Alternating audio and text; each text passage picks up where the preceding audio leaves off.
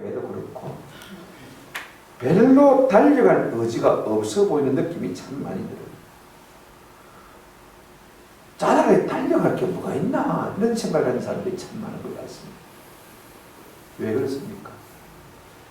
표대가 없거나 목적이 없거나 그걸 잃어버렸기 때문에 달려갈 이유를 느끼지 못하는 것을 볼 수가 있습니다. 사람이요 달리지 않으면 가만히 있으면 고역이 일어나죠. 그럼 고이면 썩게 되는 것을 볼 수가 있습니다. 대부분 사람들이 이만하면 됐다고 스스로 생각하기 때문에 만족하기 때문에 그런 것을 볼 수가 있습니다. 여러분 신앙생활도 마찬가지예요. 우리의 앞선 신앙의 선배인 오살드 챔버스 목사님은요 이런 말을 했습니다. 영적인 삶에서 최악의 저주는 한번 더 합시다. 자만이다. 영적인 삶에서 최악의 저주가 뭐냐?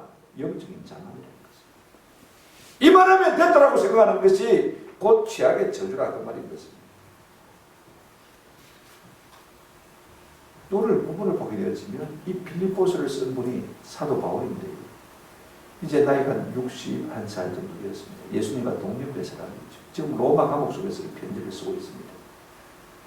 그 당시에 평균 수명이 참 짧았다고 생각되지만요. 환갑진갑지난 사람은 그저 굉장히 노인 중의 노인입니다. 그리고 감옥 속에 있습니다. 언제 죽을지 알지 못하는 사람인데 오늘 사도 바울의 말을 가만히 들어보면 그 속에 폐색이 전혀 없습니다. 낙심이 없어요. 오히려 꿈과 비전과 생기와 활기와 믿음과 도전으로 가득 차 있는 것을 볼 수가 있습니다. 이와 같은 삶의 비밀이 무엇입니까? 나이가 들어도 그죠? 나이가 들지 않게 살아가는 삶의 비밀이 무엇입니까? 표대를 향하여 달려가는 삶이기 때문에 그렇습니다. 우리가 첫 번째로 생각해 볼 것은 사도 바울은 표대를 바라볼 때 자기 인생이 아직도 미완성이라는 자기 부인, 자기 부정이 있는 것을 우리가 볼 수가 있습니다. 사도 바울은 자기 인생의 미완성을 세 가지 부서로 이렇게 표현하고 있는 것을 볼 수가 있습니다. 이미 이루었다 함도 합니다. 온전히 얻었다 함도 합니다. 그 다음에 13절에 보면 아직 잡은 줄로 여기지 아니하고 사도 바울은 자기 인생을 미완성으로 본 것을 볼 수가 있습니다. 자만할 것도 없고 여전히 달려가야 할 사람으로 생각하고 있다는 그 말인 것입니다. 미완성 자체를 현실로 받아들이고 진실로 받아들이고 있습니다. 현재 만족하지도 않지만은 그렇다고 낙심하지도 않습니다. 있는 그대로를 그대로 받아들이고 있는 것을 볼 수가 있습니다. 오늘 본문에 그가 뭐라고 말하고 있습니까? 첫째 보십시오. 12절에 보시면 내가 이미 얻었다 함도 아니요 임이라는 부사를 쓰고 있는 것을 볼 수가 있습니다. 여러분 임이라는 말은요 우리가 이런 깊이 자존심을 느끼게 하는 단어입니다. 나는 이미 왔대. 나는 벌써 왔대. 너는 어디고? 아직도 안 한다 그 말이죠. 그죠? 오늘 우리는 이미 했을 때 굉장히 자부심을 많이 느끼고 있습니다. 나 벌써 왔는데 너는 아직도 안 하고 뭐하노? 그럴 때 나를 높이고 상대방을 낮추는 것이 은근한 자기 자랑인 것입니다. 그러니까 실제로 사도 바울은요 이미 얻었다라고 할 수 있는 사람입니다. 그는 예수를 깊이 아는 사람입니다. 그는요 심지어는요 예수를 믿음으로 말미암아 천국 오기까지 하고 온 사람인 것을 우리가 성경을 통해서 잘 알 수가 있습니다. 고린도전서 12장을 보게 되었지만 자기 간증이 나오는데 그 중에 2절에 보시면 이런 말씀이 있습니다.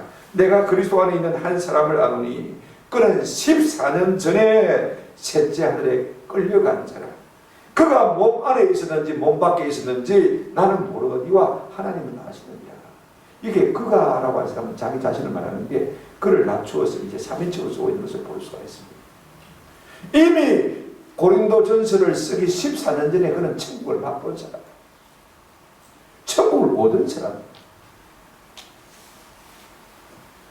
얼마든지 이것이 바울에게 자랑이 될 수 있지만 그러나 이미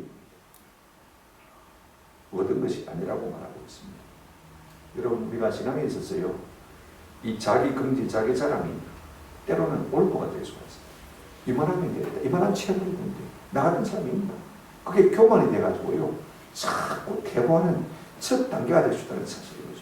그런 다음에 또 뭐라고 부정하고 있습니까? 12절 중반에 보시면 온전히 이루었다 함도 아니라 세번역 성경은 이 말씀을 이미 목표점에 다다른 것도 아닙니다 라고 말하고 있습니다. 온전이란 말도요, 우리가 상당히 긍지를 느끼게 하는 단어입니다. 부사입니다. 나는 1등 했는데 너는 몇 등 했노? 그죠? 내가 1등한 건 분명하니까 너는 1등은 아닙니다. 그죠? 2등, 3등 아니면 60점입니다. 그죠? 나는 온전히 1등을 했는데 너는 뭐 했노? 그죠? 우리는 온전히 다 했다고 생각하면요, 굉장한 자부심, 긍지를 느끼게 되는 것입니다. 그러나 우리가 알아야 될 것은요, 이것이 내 자신에게 긍지가 됐든 됐지만 때로는 이 긍지가요, 우리의 신앙의 성숙의 함정이 될 수 있다는 사실인 것입니다. 사도 바울은 자신을 한 번도 다 했다 이렇게 말한 적이 없습니다. 사도행전 20장 24절에 보게 되지만 에베소 장로들을 불러 모아놓고 이런 말을 합니다. 내가 달려갈 길과 주 예수께 받은 사명 곧 하나님의 은혜의 복음을 전하는 일을 마치려 하면은, 마쳤다고 말하고 있지 않습니다. 아직 안 마쳤는데 마치려 하면은 나의 생명조차 조금도 귀한 것으로 여기지 아니한다. 내 목숨 다 바쳐서 내가 이 사명을 완성하고 싶다. 지금 그렇게 말하고 있는 것을 볼 수가 있습니다. 그럼요, 온전히 이루었다고 생각하지 않습니다. 세 번째로는 어떻게 자기를 부정합니까? 13절에 보면 이런 말씀이 있습니다. 형제들아, 나는 아직 내가 잡은 줄로 여기지 아니하고 아직 잡지 못했다 이렇게 말하고 있는 것을 볼 수가 있습니다. 사람들은요, 이 아직이라는 단어에서 열등감을 느끼고 있는 것이 사람의 존재입니다. 남들은 다 했는데 너는 아직도 못 했는 거죠. 아직도 장로도 안 됐나? 아직도 권사도 안 됐나? 그러면 내가 상당히 부끄러운 것입니다. 다른 사람은 다 해가는데 다 됐는데 너는 아직도 뭐하고 있노? 그러면요, 부끄러운 것이지. 그런데 여러분, 아직도 하지 못한 것이요, 우리 신앙 성장의 촉매가 될 수가 있습니다. 아, 그렇구나. 빨리 해야 되겠구나. 우리가 보기에는 사도 바울은 거의 완벽한 신앙인 아닙니까? 사도 바울만 이미 얻지 못했고 온전히 이루지 못했고 아직도 잡지 못한 사람이 아닙니다. 우리 모든 성도가 살아있을 동안에는 미완성의 존재라는 사실을 잊지 말아서 참 좋겠습니다. 그럼에도 불구하고 자기가 다 된 줄로 척하는 사람이 있습니다. 오늘 15절 16절 한번 보실까요? 그러므로 누구든지 우리 온전히 이룬 자들은 이렇게 생각할지니 만일 어떤 일에 너희가 달리 생각하면 이것도 너희에게 나타내시리라. 빌립보 교회를 하면서 편지를 쓰면서 그러므로 누구든지 우리 온전히 이룬 자들은 이렇게 말하고 있는 것을 볼 수가 있습니다. 빌립보 교회 성도들 가운데 이 말하면 내가 됐다고 생각하는 사람이 있었던 것입니다. 이 말을 하면 상당히 부끄러우니까 사도 바울이 그 속에다가 어떤 단어를 하나 타기였냐면 우리 온전히 이룬 자들은, 우리란 말을 이어서 덜 붙게 만드는 것을 볼 수가 있습니다. 그러나 그렇게 생각하지 말라는 것입니다. 그 다음 뭐 다른 거 보시면 우리 했다가 그 다음에 너희란 말이 바로 놉니다. 그죠? 자, 보십시오. 만일 어떤 일에 너희가 달리신가, 하나님이 이것도 너에게 나타내시리라. 저는 우리 모두가 주 안에서 아직도 미완성의 존재로 알고 참으로 달려갈 신앙생활에 기틀을 마련하는 은혜가 있기를 주님의 이름으로 축원합니다. 그래서 사도 바울은 고린도전서 10장 12절 말씀에서 이렇게 말씀하고 있습니다.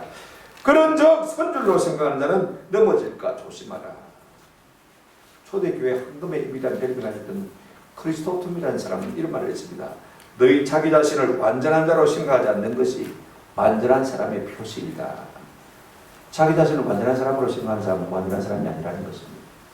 근데 내가 부족하다, 늘 그렇게 생각하는 사람이 진짜 그리스도인이라는 것입니다. 마르틴 루터도 그런 말을 했습니다. 그리스도인의 본질은 그가 이미 된 것에 있지 않고 그가 되어가는 것에 있다 그랬습니다.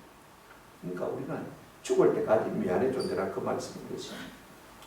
우리 주님이 참 싫어 입에서 토하여 내치기를 원하는 부류의 사람이 있습니다. 우리가 요한계시록에 보시면 하나님께서 라오디게아 교회를 그렇게 행해서 말씀하신 것을 볼 수가 있습니다. 내가 더 미지근하니까 내 입에서 토하여 내고 싶구나 그렇게 말씀했습니다. 무엇 때문에 그렇게 말하고 있는 것입니까? 우리가 요한계시록 3장을 보게 되지면요, 이 라오디게아 교회가 스스로 자만했습니다. 나는 부자라. 한번 따라합시다. 나는 부족한 것이 없노라. 자만하는 사람, 이만하면 된다라고 생각하는 사람을 향해서 우리 주님께서 내가 입에서 토하여 내치겠다. 우리 예수님 그런 말씀하셨습니다. 마태복음 16장 24절입니다. 이에 예수께서 제자들에게 이르시되 누구든지 나를 따라오려거든 자기를 부인하고, 자기를 부인해. 자기를 부인하는 사람만이 표대를 향해서, 표대 대신 예수를 향해서 다른 박질할 수가 있는 것입니다. 저는 우리 모두에게 이런 은혜가 있기를 주님의 이름으로 축원합니다. 두 번째로 우리가 달려가기를 원한다면 과거는 잊어버리고 오늘 13절 한번 보시기 바랍니다. 그것이 잘난 과거이든지 못난 과거이든지, 그것이 성공한 과거이든지 실패한 과거이든지 우리가 그 과거는 잊어버려요. 13절 중간에 보면 오직 한 일 즉 뒤에 있는 것은 잊어버리고 그랬습니다. 우리가 살아가면서요, 내 인생의 발목을 잡는 사람 누가 있는 것이 아닙니다. 내 인생의 발목을 잡는 환경 무엇이 있는 것이 아닙니다. 우리의 삶에서 우리의 발목을 잡는 가장 중요한 사람은 누구냐면 바로 내 자신입니다. 내 자신 중에서 뭐냐면 내 과거입니다. 내 과거. 사람들이 자신의 과거에 붙들려가지고 앞으로 나아가지 못하는 사람들이 얼마나 많은지 모릅니다. 자기의 잘못을 잊지 못해서, 자기의 잘남을 잊지 못해서, 자기의 성공을 잊지 못해서, 자기의 실패를 잊지 못해서 한 발자국도 앞으로 나가지 못하는 사람들이 우리 주변에 비일비재한 것을 볼 수가 있습니다. 사도 바울은 이것을 다 잊어버리겠다고 했습니다. 그것이 성공일 수도 있고 그것이 실패될 수도 있습니다. 그것이 잘난 것일 수도 있고 그것이 못난 것일 수도 있습니다. 두 가지로 우리가 생각해 볼 수가 있을 것 같아요. 그는요, 그 과거 가운데서 잘난 것도 잊고 싶고 못난 것도 잊고 싶다는 것을 볼 수가 있습니다. 그 잘난 과거가 무엇일까? 오늘 보면 우리가 읽지 않았습니다만은요, 그를 돋보이게 한 인간적인 자랑이 있었어요. 우리가 4절부터 6절에 보시면 지난번에 이미 다 생각했기 때문에 제가 다 나누지 않겠습니다만은요, 5절 끝에 율법으로는 바리새인이요, 6절에 보면 이 말씀이 있습니다. 열심으로는 교회를 박해하고 율법의 어로는 뭐가 없는 자라? 흠이 없는 자. 그에게는 인간적인 자랑이 있는데요, 이스라엘 백성들 가운데 율법의 흠이 없기로는요 어떤 많은 사람이었습니다. 그는요 가말리엘 문화에서 배웠습니다. 문화생입니다. 지금으로 말하면 서울대에 나왔다는 것입니다. 그것도 수석으로 나왔다는 것입니다. 최고의 율법의 석학자가 된 것을 볼 수가 있습니다. 그러니요 이스라엘 백성 가운데 바울만한 경력을 가진 학력을 가진 사람이 없습니다. 예수님의 12제자 중에 수제자인 베드로와 비교를 하면 확연하게 표가 나는 것을 볼 수가 있습니다. 이 베드로는 저 갈릴리 바닷가에서 평생 동안 살면서 여러분 고기 잡아먹고 산 사람 아닙니까? 그래서 발레 찢게 놓고도 A자도 모르는 사람, 일자 무시고. 그러니 베드로에 비하면 사도 바울 같은 사람은요 하늘 같은 사람입니다. 얼마나 인간적으로 자랑할 것이 많은 사람인지 모릅니다. 많은 교회를 세웠고 신약 성경의 서신서의 절반 이상을 기록한 사람입니다. 그러나 그는 그의 잘난 것이 우리 주님을 붙드는 데 방해할 것이라고 생각한 사람인 것입니다. 그런가 하면 못난 것이 무엇입니까? 그는 그렇게 많은 교회를 개척했는데요, 개척해 놓으면 교인들이 자기를 향해서 배척하기 시작했습니다. 그런 위대한 사도를 배척하냐? 라고 말할 수 있을지 모르지만요, 여러분 서신서를 다 읽어보십시오. 너희가 자꾸 내가 말에 출하다, 외모가 형편없다, 그런다고 말하고 있는 것을 볼 수가 있습니다. 그래서 예수 그리스도의 좀 사도된 나 바울은 자기의 사도성을 계속 강조하고 있는 것을 볼 수가 있습니다. 교회를 세워서 성도들이 믿음이 자라면요, 바울 그거 별것 아니네. 우리가 처음 만났을 때 대단한 줄 알았더니 사도들을 딱 만나니까 12제자들을 만나니까요, 저 사람은 사도도 아니네, 12제자도 속한 사람도 아니네. 그렇게 지금 따돌리고 있는 것을 볼 수가 있습니다. 그러니까 주님을 따르는 데 있어서 그가 직접적인 12제자 축에 들어가지 못하는 것 때문에 많은 한점을 가지고 있었습니다.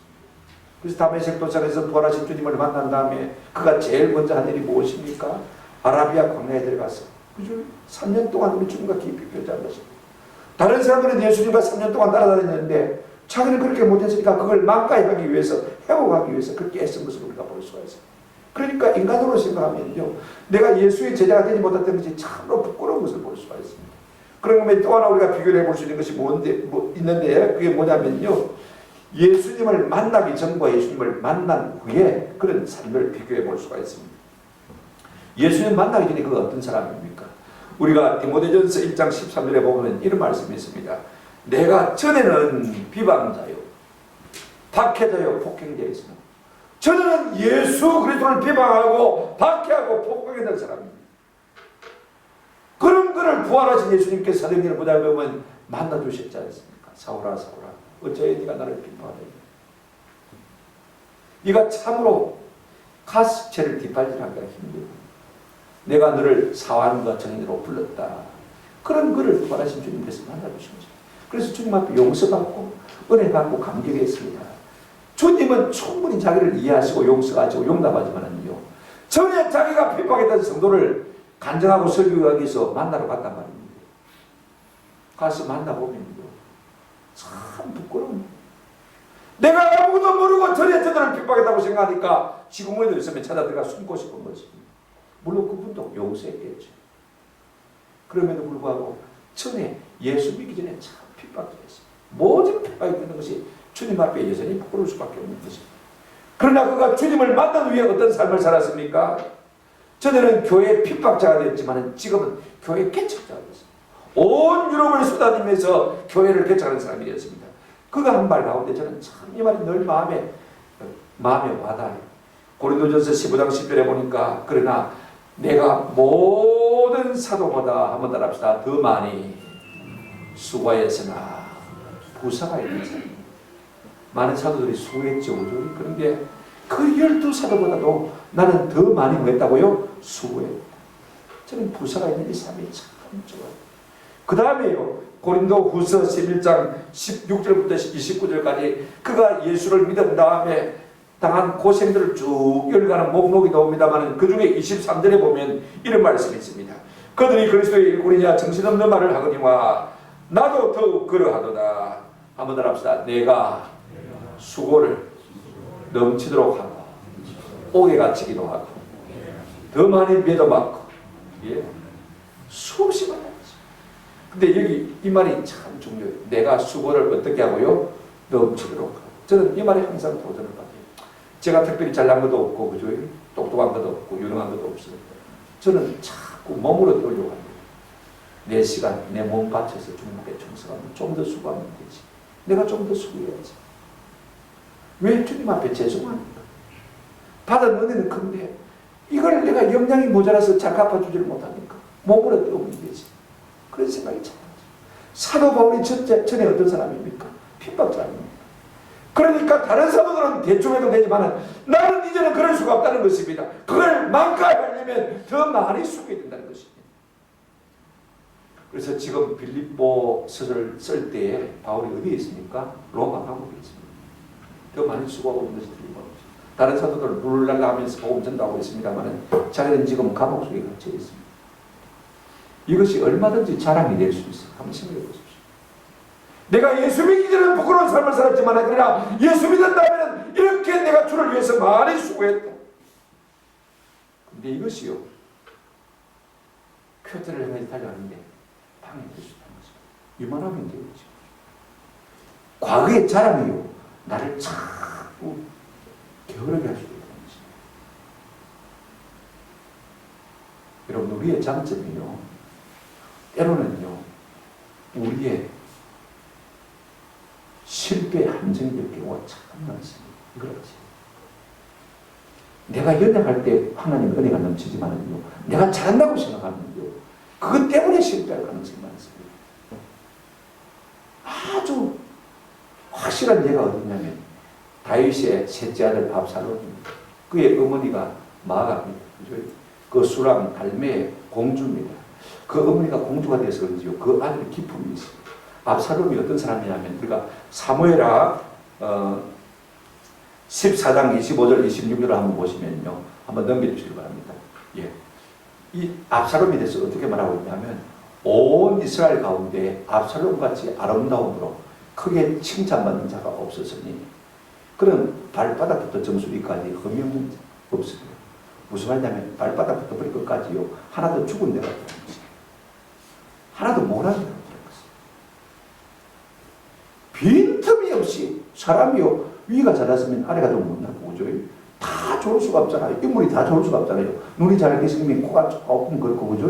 코가 오똑하게 잘생겼으면 눈이 조금 그렇고 입술이 조금 보고 싶고 그런데 이 압살롬은 남자인데도 불구하고요 어느 한 곳 죽은 데가 없습니다. 못한 데가 없어요. 모자란 데가 없어요.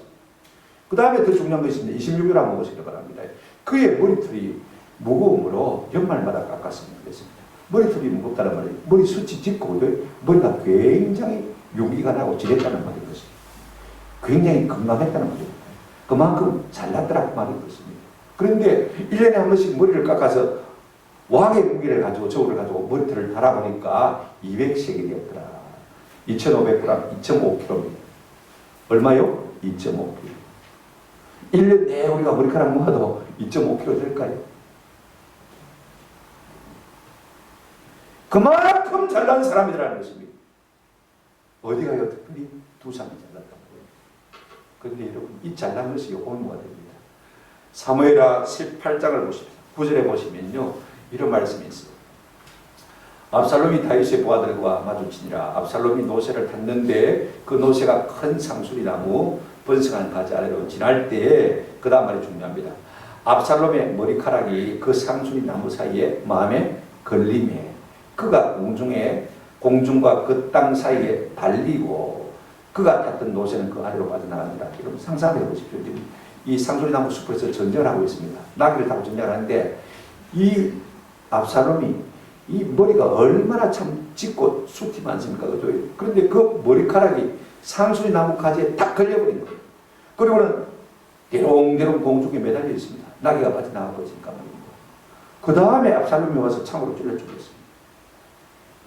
여러분, 내가 잘난 것으로 일한다고 그러지만요, 이 잘남이 내 삶의 실패에 올무가 될 수 있다는 사실을 꼭 기억해요. 여러분, 우리가 살면서요, 그래서 과거를 잊어버려요. 이게 참 중요해요. 여러분, 과거에 잘난 것과 못난 것, 성공한 것과 실패하는 걸 잊는다는 게 참 하나님의 은혜인 것 같아요. 우리 유아여대 석자 교수인 최재정 교수, 그건 생물학 교수인데 글을 참 많이 써서 제가 읽으면 참 지금 읽고 많은 유익이 있어요. 알이 닭을 낳는다는 책에 보니까요. 다람쥐가 가을이 되면 굉장히 부산하지 않습니까? 그렇죠? 왜냐하면 겨울에 먹을 도토리를 빨리 모아가지고 숨겨놔야 됩니다. 그래서 우리 속담에 이런 말이 있습니다. 가을 다람쥐처럼 욕심만 낸다. 가을 다람쥐처럼 욕심만 낸다. 지 먹지도 못하면서 괜히 욕심만 내가지고 쌓아먹기만 하는 사람을 갖다가 가을 다람쥐라고 이렇게 말하는 것을 볼 수가 있습니다. 왜 그러냐면요. 그렇게 열심히 모아가지고 어디다가 묻어놓는데 지가 묻어놓은 것을 모르는 거예요. 사람이 그러면 표를 해놓겠죠. 그죠? 그래서 겨울에 먹을 것을 찾아 헤매는 것이 이 다람쥐인 것을 볼 수가 있습니다. 근데 그것이 은혜인 것이에요. 다람쥐가 도토리를 다 먹어버리면 어디에 상수리나무가 나가겠습니까? 남아나가겠습니까? 그죠? 땅에 묻어두고 잊어버리니까 그것이 봄에 싹이 다 붙고 자라서 상수리나무가 되고 또 도토리가 되는 것을 볼 수가 있습니다. 우리가 살면서 잊어버리는 것이 참 어리다 싶어요. 우리가 잘한 것, 못난 것, 성공한 것, 실패한 것 이거 다 기억하면요 앞으로 나아갈 수가 없습니다. 그것이 우리 인생을 반복되는 것을 볼 수가 있습니다. 내가 왕년에 그래 사봐야요 자기만 습습니다. 이구리가 왔어요. 누가 알아줍니까? 식구들이 알아줍니까? 아들이 알아줍니까? 아무도 못 알아줍니다.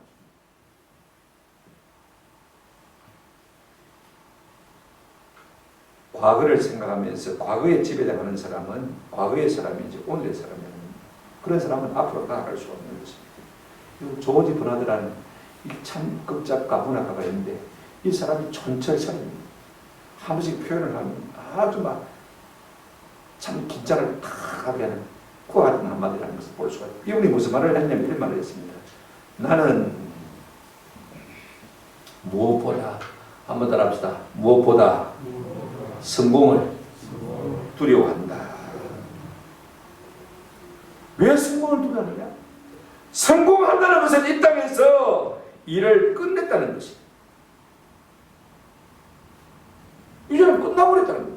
손 다 틀었다는 것입니다. 그러니 나는 성공을 두려워한다.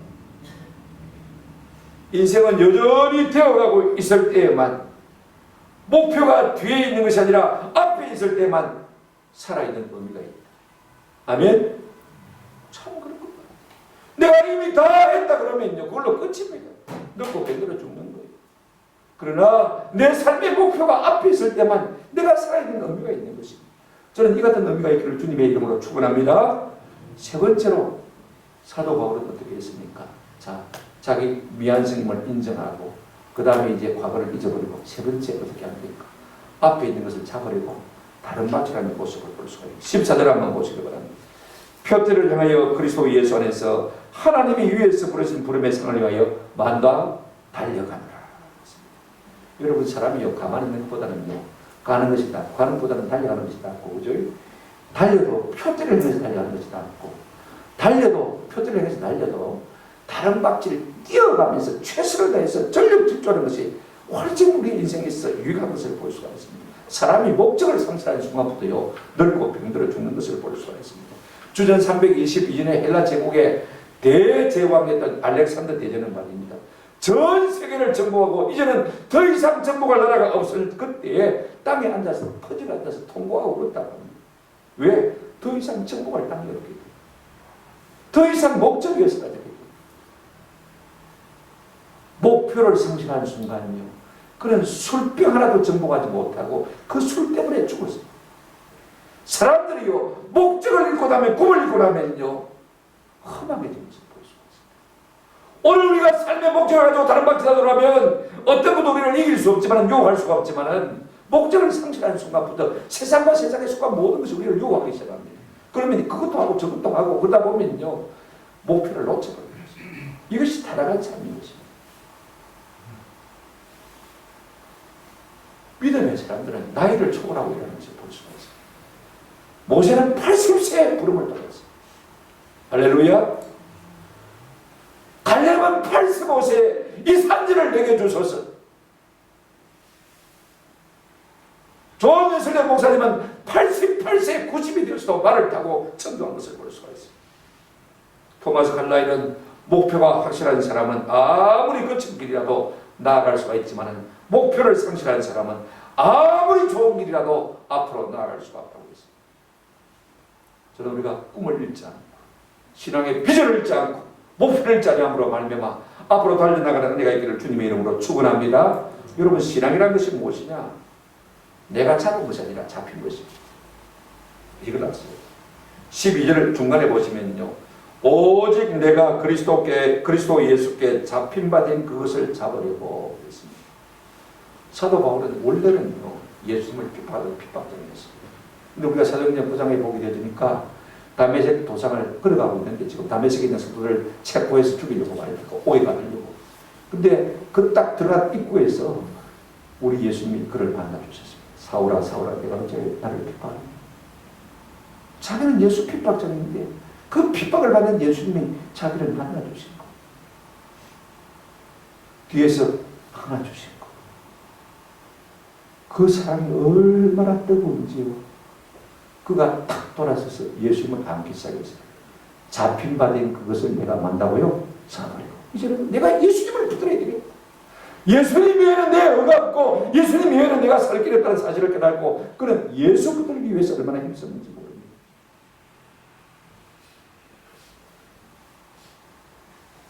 사람이 붙들리는 건 참 중요합니다. 거지의 손에 붙들리면 평생 거지로 살아야 됩니다. 맞습니까? 침팬지의 손에 붙들리면요, 평생 침팬지같이 타잔처럼 그렇게 살아야 됩니다. 그러나 예수의 손에 붙들리게 되어지면 예수님처럼, 하나님처럼 사는 은혜가 우리 가운데 있게 될 줄로 믿습니다. 많은 사람들이 잡히는 것을 갖다가 불평부당하게 생각하고 억압당하는 것처럼 생각하는 것을 볼 수가 있습니다. 그러나 여러분, 바라게만 잡히면요, 바른 분에게만 잡히면 이것이 우리에게 참 복인 것입니다. 우리 또래 남자 사람들은요, 공통적으로 고백하는 말이 있습니다. 무슨 말이냐면 마누라에게 잡혀 사는 것이 편하다. 여태까지는 안 잡히려고 애를 썼습니다. 내 마음대로 살려고 애를 쓰는데 그래서 배가 망신한 사람 많습니다. 물론 아내들도 남편에게 매야 되겠죠. 안 그러면 다른 아내의 역할을 할 수가 없기 때문에 그렇습니다. 여러분, 학생이 학교에 매이는 것이 정당한 것이고 바른 것이지 않습니까? 직원이 직장인이 직장에 매이는 것이 합당하지만 날 밖에 나가도 어떤 되겠습니까? 성도가요, 예수에게 매이고 교회에 매이는 것이 바른 삶인 줄로 믿습니다. 저는 우리가 이 같은 은혜가 있었으면 좋겠어요. 이제는 붙잡혔어요. 어쩔 수 없이 불행하게 끌려가는 것이 아니라 내가 다시 돌아서서 나를 감화하시고 감동하시고 사랑하시는 그 예수를 내가 붙들고 평생 그분을 붙들기 위해서 다른 박자를 주는 은혜가 있기를 주님의 이름으로 축원합니다. 그런가 하면 신앙생활은 붙들고만 있는 것이 아닙니다. 그분을 더 경험하기 위해서 날마다 다른 박자라는 것입니다. 사도 바울은 목적이 분명했습니다.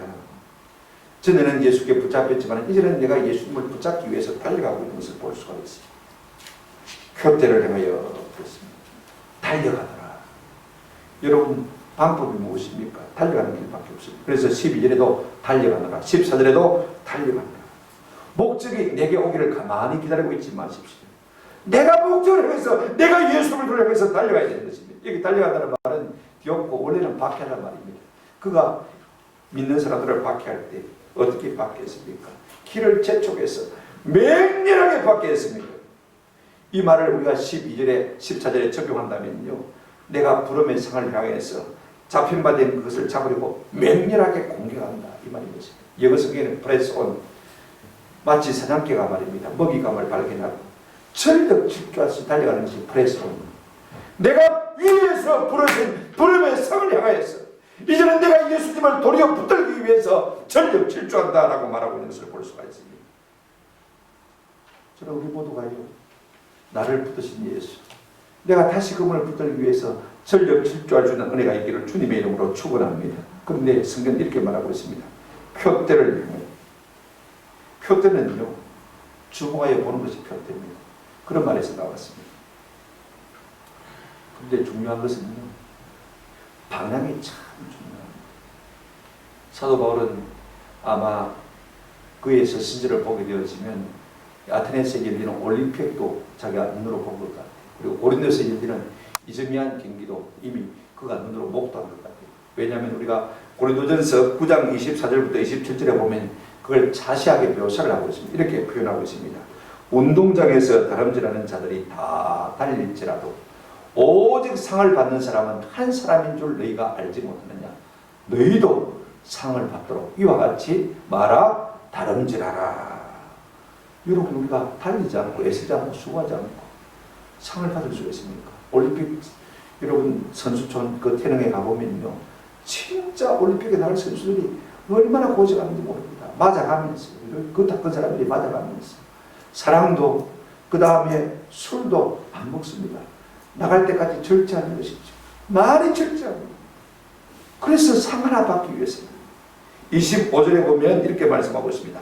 이기기를 다투는 자마다 모든 일 절제하느니 그들은 썩을 승리자의 관을 얻고자 하되 우리는 썩지 아니할 것을 얻고자 한다. 썩을 멜리관 하나 얻기 위해서도 그 당시에요, 마라톤에 우승하면 월계수가 아닙니다. 일반 경기에서 우승하면 야자수가 아닙니다. 월계수가 아니든지 야자수가 아니든지요, 그 며칠 가겠습니까? 시도를 보여주는 것이죠. 세상 사람들은 금방 시들고 썩어버립니다.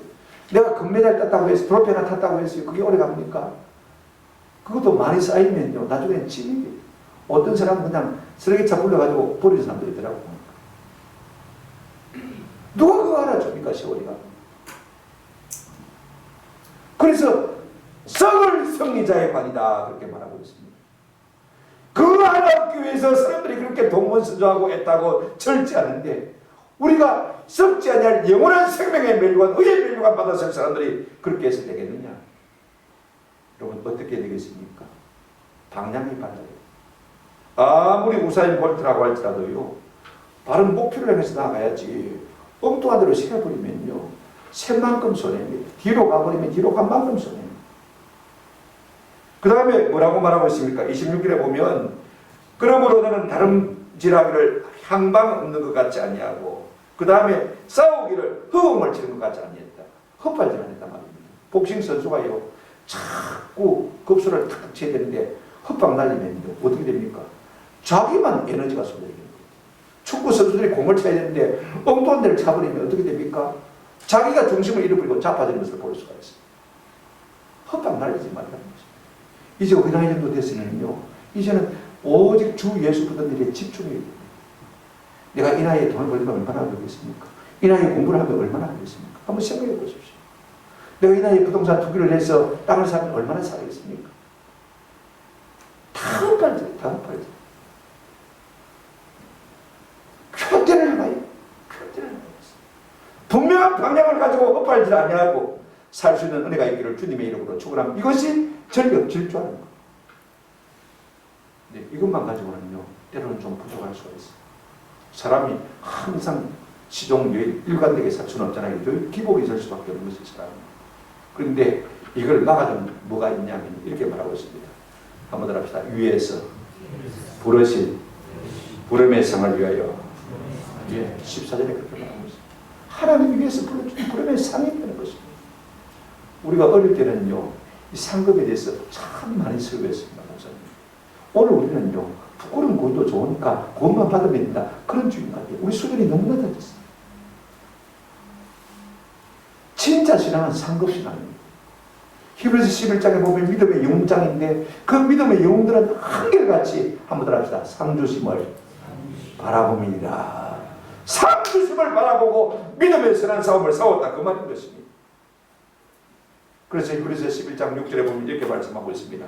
믿음이 없이는 하나님을 기쁘시게 못하나니 하나님께 나아가는 자는 반드시 그가 계신 것과 그를 찾는 자들에게 상 주시는 이심을 뭐 해야 할지니라 믿어야 할지니라. 내가 주님 앞에 상 받아야 됩니다.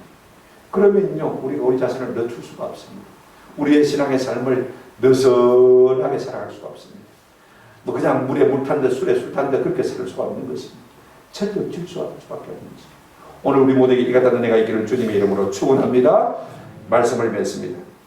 15절 16절을 보시면 그러므로 누구든지 우리 온전히 이룬 자들은 이렇게 생각할지니 만일 어떤 일에 너희가 달리 생각하면 하나님이 이것도 너희에게 나타내시리라. 오직 우리가 어디까지 이르렀든지 그대로 행할 것이라. 사도 바울의 감정이 뭐냐? 나 아직 멀었다는 것입니다. 그리고 뒤에 것을 잃어버렸다는 것입니다. 앞에 있는 표대만 잡고 다른 박질합니다. 뒤돌아서 보지 말고 궤도 수정하지 말고 앞만 보고 다른 박질하라. 그 말씀인 것입니다. 우리 인생도 마찬가지입니다. 여전히 미완성입니다.